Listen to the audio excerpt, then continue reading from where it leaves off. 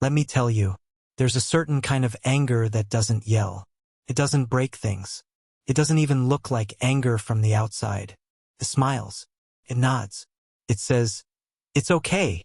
Don't worry about it." But deep down, it's not okay. This is the quiet rage of the polite person. The kind of person who holds doors open for everyone but has no idea who's holding the door open for them. The kind of person who apologizes when someone else bumps into them. The kind of person who has spent so long being kind, they've forgotten how to be honest. Polite people aren't born this way. They're made. Usually, it starts early with the silent conditioning that love is something you earn, not something you deserve. Maybe they grew up in a home where peace was fragile, where speaking too loud could break it. So they learned early to keep things calm, to manage everyone else's emotions before their own. They became good at reading faces, adjusting their tone, saying the right thing to avoid conflict. And with time, they stopped realizing they were doing it. They started calling it kindness. But underneath that kindness, there's something heavier, a quiet resentment, a tiredness that doesn't go away. Because being polite all the time means swallowing 1,000 tiny pieces of yourself. Every unspoken opinion, every suppressed no, every fake smile that hides a real feeling, piles up inside, slowly, invisibly. And one day, the polite person wakes up and wonders why they feel so angry all the time, but at no one in particular. Just everything. The problem is, polite people are rarely allowed to feel angry. Society teaches them that anger is ugly, impolite, ungrateful. So they push it deeper. They keep helping others, keep smiling, keep being the nice one. But here's the truth. Anger doesn't disappear when you bury it. It ferments. It turns into irritation that slips out in quiet sighs and passive-aggressive words. It turns into guilt. Guilt for feeling tired, guilt for wanting space. It turns into sadness because they've spent so long protecting other people's comfort that they've lost their own. And slowly, that quiet rage starts whispering things like, "No one ever listens to me. Why do I always have to be the understanding one? Why can't someone care about me for once?" But even then, they don't say it, because they know what will happen if they do. Someone will call them dramatic. Someone will say, "You've changed." Someone will guilt them back into silence.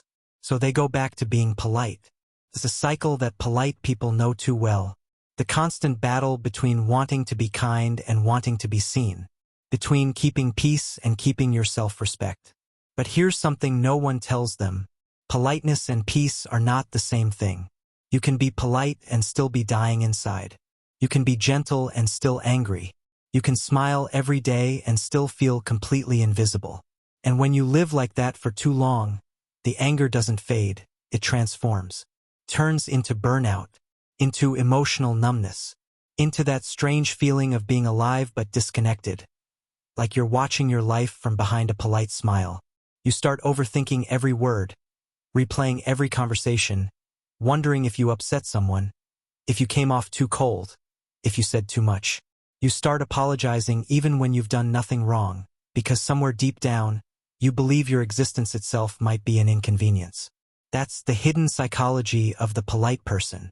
It's not about being nice. It's about survival. For some, politeness was how they avoided conflict growing up. For others, it's how they avoid rejection now. Because being liked feels safer than being real. And being accommodating feels safer than being honest. But the truth is, the polite person is angry for a reason. They've been ignored, interrupted, talked over, taken for granted. So many times that silence became their defense mechanism. They tell themselves they don't mind. But they do. They just don't know how to stop. Because once you've built your identity around being the nice one, being honest feels like being cruel. Saying no feels like betrayal. Putting yourself first feels like selfishness. And yet, that's the only way to heal. You can't keep swallowing your emotions and expect to feel whole. You can't keep giving and expect not to run dry. There's a difference between kindness and self-erasure. The polite person doesn't need to stop being kind. They need to start being fair.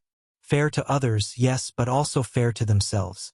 You can still love people deeply without letting them cross every boundary. You can still care without carrying everyone's emotional weight. You can still be soft without breaking yourself to stay that way. Sometimes, the kindest thing you can do is let people face the consequences of their behavior. Sometimes, the most polite thing you can say is no.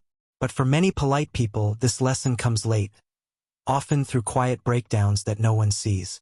The kind where you cry in the shower and tell yourself, I shouldn't feel this way, everyone else seems fine. The kind where your chest feels heavy, but your words won't come out, because you're scared that once you start expressing your anger, it'll never stop. But it will, because anger, when it's finally understood, isn't destruction, it's information. It's your body telling you, this isn't fair. It's your boundaries saying, I exist too.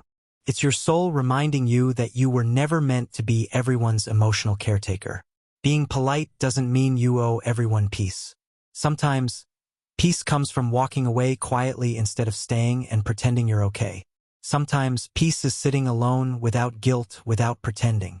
Sometimes, peace is finally allowing yourself to be human, messy, emotional, imperfect, real. And here's the paradox.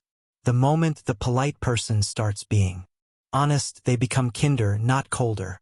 Because honesty brings authenticity, and authenticity brings connection. People will still love you when you stop performing for them. The right people, the real ones, will love you even more. Because now they'll finally see you, not the version of you that was edited for their comfort. And that's when the quiet rage finally softens. Not because the anger disappears, but because it's finally heard. It's the moment you realize you don't have to smile through everything. You don't have to apologize for existing. You don't have to earn love by being small. You were never difficult, just suppressed. You were never too emotional, just unheard. You were never too much, just tired of pretending to be less. The polite person's rage isn't a flaw. It's a signal. A sign that something inside you still wants to live honestly, even if the world taught you not to. So if you're that person, the calm one, the people pleaser, the one who always holds it together, this is your reminder. You're allowed to stop. You're allowed to take up space. You're allowed to say no without feeling like you're abandoning kindness. Your quiet rage is not your enemy. It's your truth, asking to be respected. And once you finally listen to it, you'll find that it was never about anger at all. It was about self-respect, waiting to be claimed. Because sometimes the most radical act of kindness is choosing yourself without apology.